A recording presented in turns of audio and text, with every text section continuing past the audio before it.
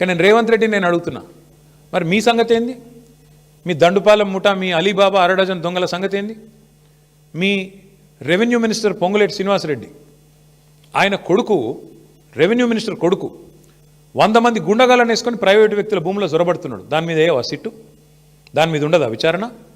అంటే ఇష్టం వచ్చినట్టు రెవెన్యూ మంత్రి కొడుకు పోయి భూములు కొల్లగొడుతుంటే, ప్రైవేట్ వ్యక్తుల భూముల్లోకి పోయి బౌన్సర్లతో పోయి దాడులు చేస్తుంటే సిట్టులు పిట్టులు ఎడదచ్చినాయి? ఎందుకేయవు? అట్లాగే అడుగుతున్నా నేను.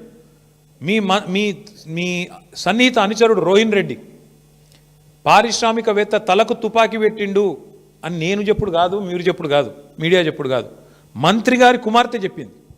మీ క్యాబినెట్లో ఉన్న మంత్రి గారి కుమార్తె చెప్పింది. మరి దాని మీద ఏవా సిట్టు? మంత్రి గారి ఓఎస్డీ తప్పు చేసిండా? తుపాకీ ఎవడు తలకు పెట్టిండు? మంత్రి గారు ఓఎస్డీ పెట్టిండా, లేకపోతే సీఎం బ్రదర్ లాంటి రోహిన్ రెడ్డి పెట్టిండా? దాని మీద ఉండదా సిట్టు? అట్లాగే నిన్నగాక మొన్న ఏఐసిసి సెక్రటరీ 8 కోట్ల రూపాయలు ఇవ్వాలి, ఇవ్వకపోతే నీ కాంట్రాక్ట్ ఆపేస్తా అని చెప్పి కాంట్రాక్టర్ను బెదిరిస్తే ఆయన పోయి పోలీస్ స్టేషన్లో కంప్లైంట్ ఇచ్చిండు. బ్రహ్మరాంబిక అనేది ఉంది ఏజెన్సీ, అలంపూర్ బ్రహ్మరా. మరి దాని మీద ఉండదా సిట్టు?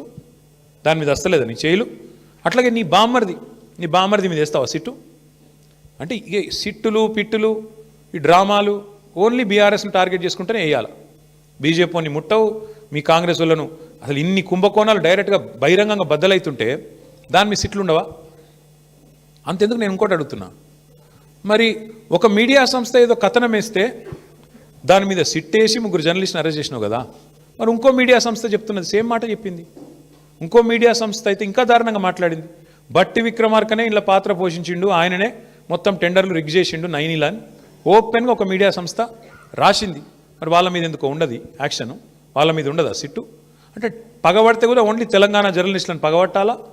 ఓ 2 బీసీ బిడ్డలు, ఒక ఎస్సీ బిడ్డ, 3 జర్నలిస్టులు, వాళ్ళని మాత్రం లోపలేయాలా? యాజమాన్యాలను ముట్టవు, నీకు ఆ ధైర్యం లేదు. వాళ్ళని మాత్రం ఎవరైతే అసలు దొంగలు ఉన్నారో వాళ్ళని ముట్టుకునే ధైర్యం లేదు నీకు. ఇవన్నీ ప్రజలు చూస్తలేరు అనుకుంటున్నావా?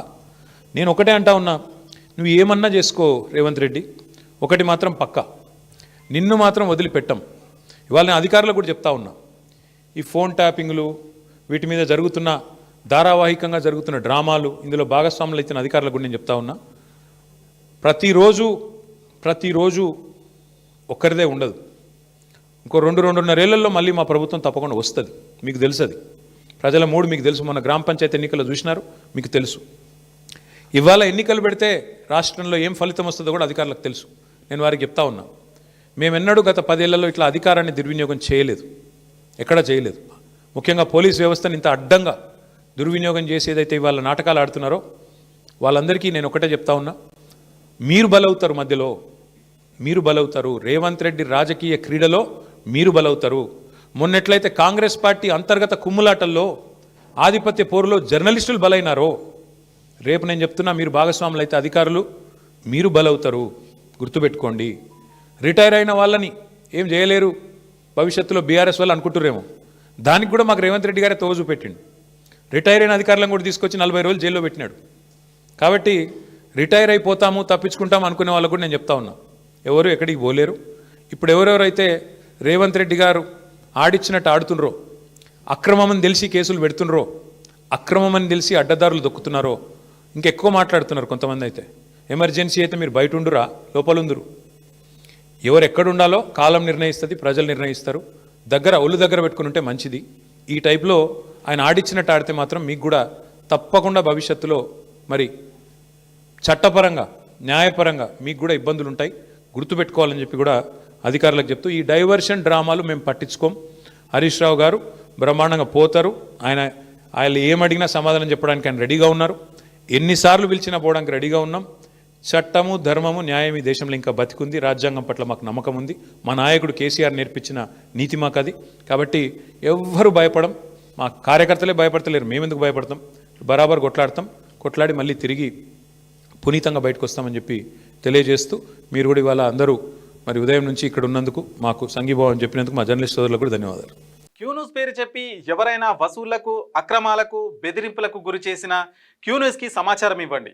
క్యూన్యూస్ ఎప్పుడూ ఇలాంటి చర్యలకు పాల్పడదు, ప్రోత్సహించదు. క్యూన్యూస్ ఎల్లప్పుడూ ప్రజా గొంతుకగా ప్రజల సమస్యల కోసం నిరంతరం పోరాడుతుంది.